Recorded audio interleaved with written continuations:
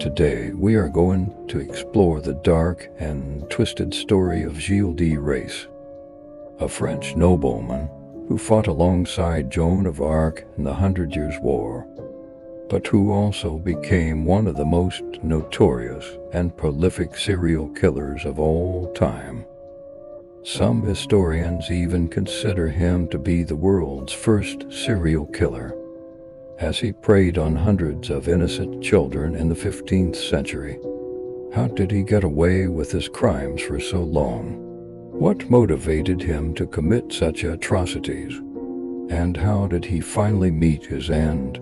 Stay tuned to find out as we dive into the life and death of Gilles de Rais, the medieval monster. He lost both his parents in 1415. His father died in a horrific hunting accident that he might have seen, and his mother's cause of death is unknown. His grandfather, Gilles de Rais, raised him.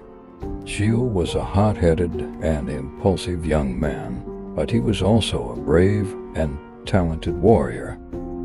He joined Joan of Arc in 1429 when the Dauphin, later King Charles VII, asked him to protect her in battle. They fought side by side in some of the most important battles of her short life, including the Siege of Orleans. Gilles became the Marshal of France in 1429, the highest military honor in the country. But after Joan of Arc died in 1431, Gilles' military career faded. He spent more time at his estate, which was one of the richest in western France. He wasted his money on lavish decorations, servants, music, literature, and a huge army.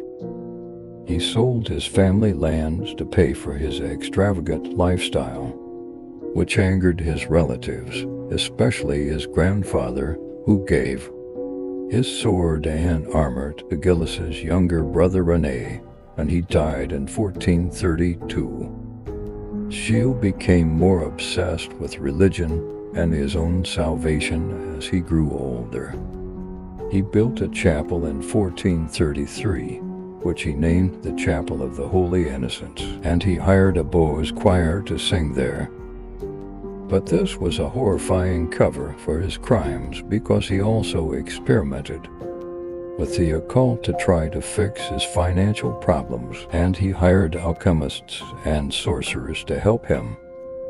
At the same time, rumors started to spread. Children were disappearing near Gilles' castles, and some of them seemed to be linked to Gilles and his servants. Some parents didn't know what happened to their children because they thought they were working for nobles as servants or pages. But in some places, people knew that Gilles was a murderer.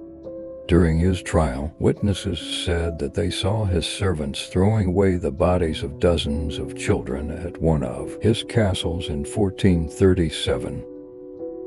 But no one dared to confront him because he was powerful and they were poor.